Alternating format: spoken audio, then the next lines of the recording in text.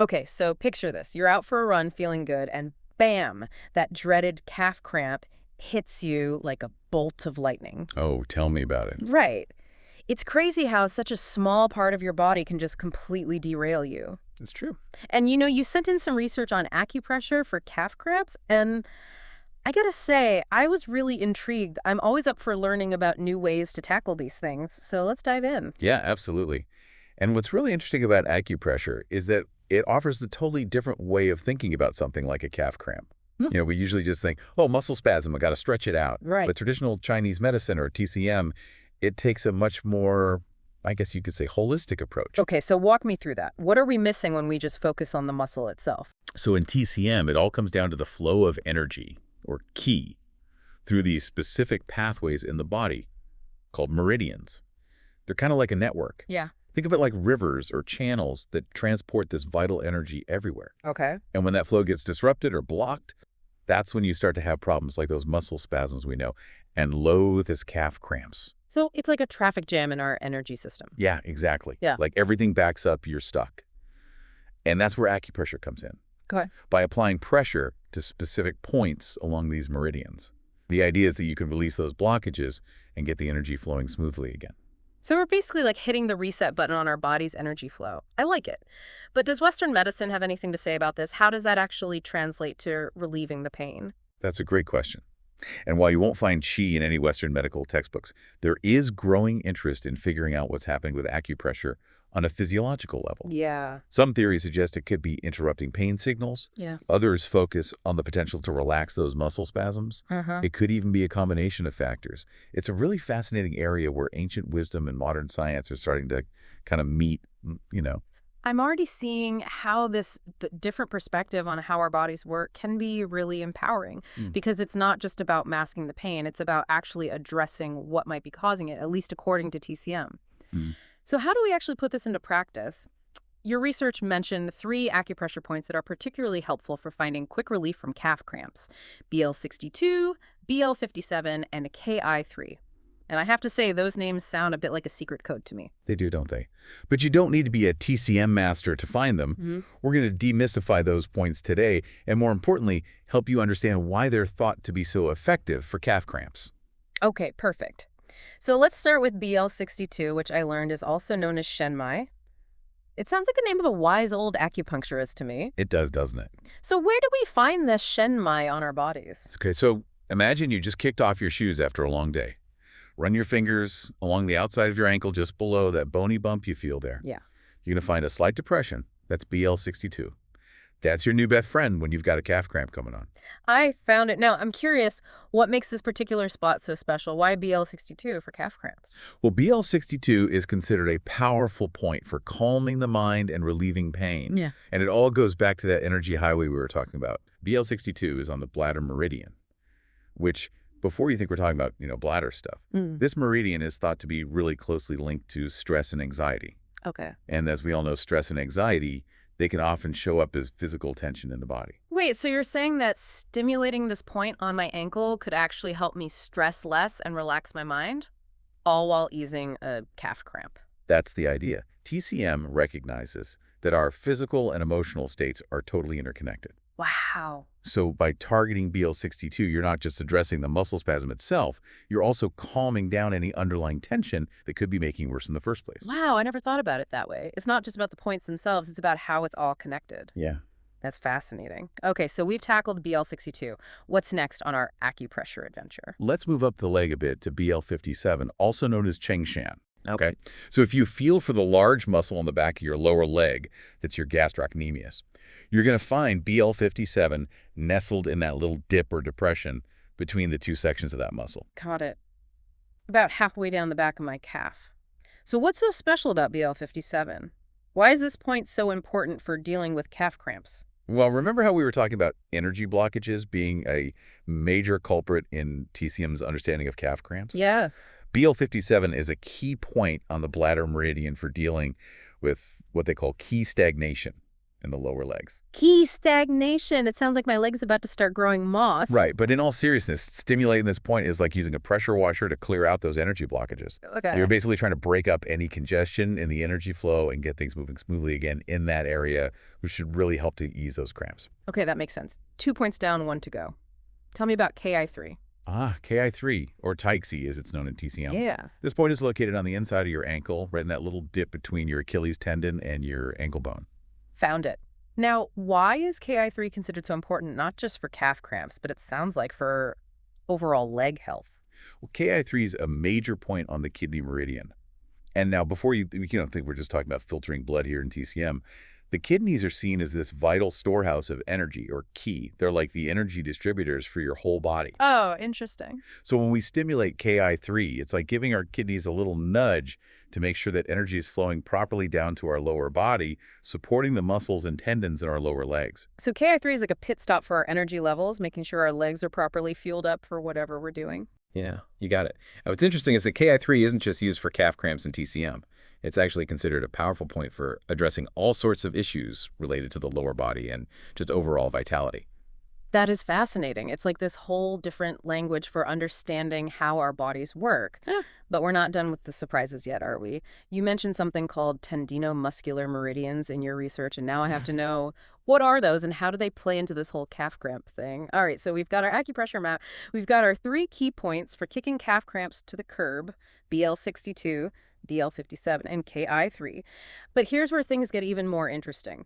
Your research mentioned that these same points could also be helpful for other things, like insomnia, headaches, even back pain. It's like a buy one, get 3 free deal for feeling better. It really speaks to how TCM, it views these seemingly separate conditions as all interconnected, right?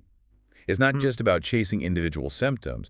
It's about understanding the underlying patterns of energy flow in the body as a whole. Okay, so connect the dots for me. How does TCM see the link between, say, a stiff lower back and a pounding headache? They seem so different. Well, let's stick with our friend the bladder meridian for a second. We were just talking about it. It travels along the back of the legs, right? Right where those calf muscles are. Right. But it doesn't stop there. This meridian, it continues up the back over the head. It even goes all the way to the forehead. Ah, I see where you're going with this. So it's like a super highway of energy. A problem in one spot can cause a ripple effect. Exactly. So let's say there's a blockage in that bladder meridian. If it's in the lower back, you might feel stiffness. If it's higher up in the head, you get a headache.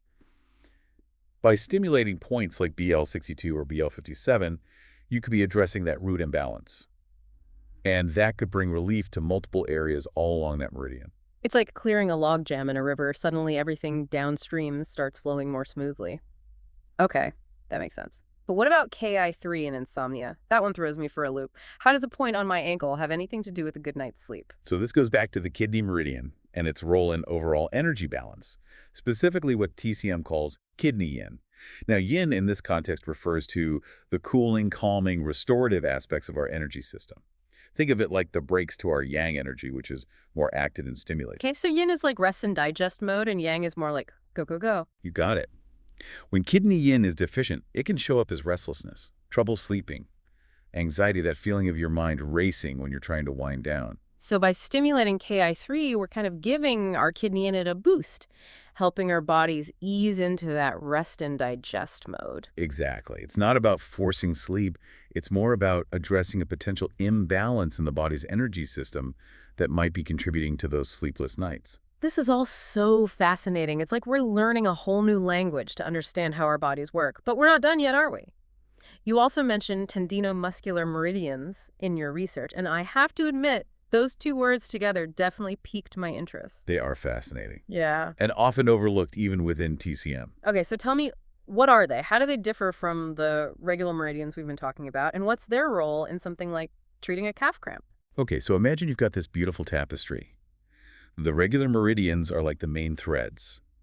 They create the overall structure, the design. The tendinomuscular meridians are like these finer threads woven in, connecting the individual sections, adding those more intricate details. So they're like the specialists of the meridian world, zeroing in on muscles and tendons. Exactly. They're like the express lanes for dealing with muscle pain and tension.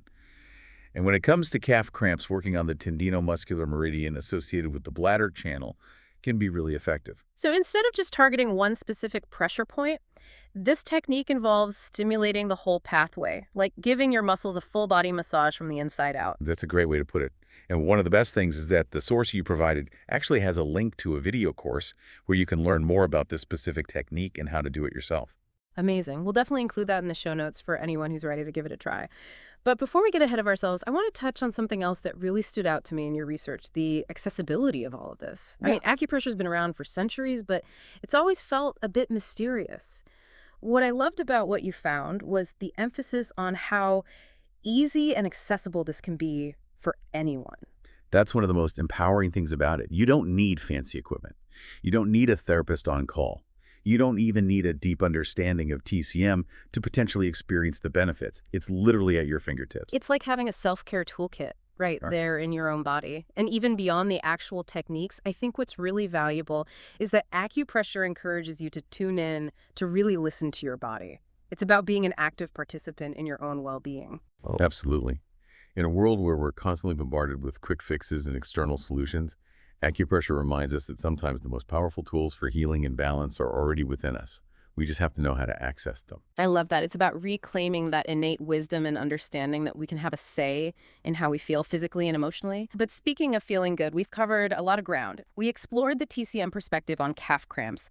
We demystified those key acupressure points. We even ventured into the world of tendinomuscular meridians. But before we wrap up this deep dive, there's one last thing I want to get to. Your research mentioned that TCM even has insights into how to prevent these cramps from happening in the first place. Let's dive into that after a quick break. Okay, so we've got a handle on how to tackle those calf cramps when they hit. But you know what they say? An ounce of prevention is worth a pound of cure. You hinted that TCM might have some wisdom to offer on the prevention front. Absolutely. Prevention is so key. And in TCM, it's not just about putting out fires. It's about cultivating long-term well-being. So when it comes to calf cramps, a lot of the focus is on nourishing that kidney energy we were talking about before, the kidney yin. Remember, the kidneys are like our energy reserves, especially when it comes to the lower body. Right, like keeping our internal batteries topped up so we can power through those runs and workouts without cramping up. So how do we give our kidney in some TLC according to TCM? And lifestyle's huge. Overworking yourself, not getting enough sleep, being stressed out all the time. These things can really deplete your kidney yin over time. TCM would say try incorporating things like Tai Chi or Qigong, even gentle yoga into your routine. These practices are all designed to bring more balance, reduce stress, and get that energy flowing smoothly throughout your whole system. So it's about balancing out all that go, go, go energy with some more restorative practices. Makes sense. What about diet? Any TCM recommendations there for keeping those kidneys happy and those cramps at bay? Oh, for sure. TCM has a lot to say about food. There are certain foods that are considered especially good for supporting kidney yin. Think warm-cooked foods, healthy fats, things that are naturally salty in moderation, of course. Things like bone broth, seaweed, black sesame seeds, walnuts, even just a little bit of good quality salt in your food. So ditch the energy drinks, go for the bone broth instead. I can get behind that. It sounds like a much more delicious way to take care of those muscles. It really is about tuning into your body, giving it what it needs to thrive, not just survive. Yeah. And sometimes the simplest things can make the biggest difference. I love that perspective. It's a great reminder that well-being isn't about some quick fix. It's about creating a lifestyle that really supports your body and your mind for the long haul. Well, we've covered a lot of ground today. We dove deep into the world of TCM and acupressure, explored those pressure points, those intricate meridians, and even learned how to support our bodies to prevent those cramps in the first place. But I have to ask, as we wrap things up here, could there be even more to discover within these ancient practices? That's the beauty of it, isn't it? TCM offers such a unique perspective on health and healing. And while we just scratched the surface today, you've hit on something really important, that sense of curiosity, that willingness to explore different approaches to well-being. Who knows what other incredible insights are waiting to be uncovered by those who are open to exploring. It's an invitation to stay curious, to keep an open mind about different ways of understanding how our bodies work, and to tap into the amazing healing potential that's within each of us. And on that note, we'll leave you with this thought. What if the key to feeling our best isn't about chasing the latest health trend, but about rediscovering the ancient wisdom that's been passed down for generations? Until next time, keep those energy channels open, those calf muscles happy, and remember, the journey to well-being is a lifelong adventure.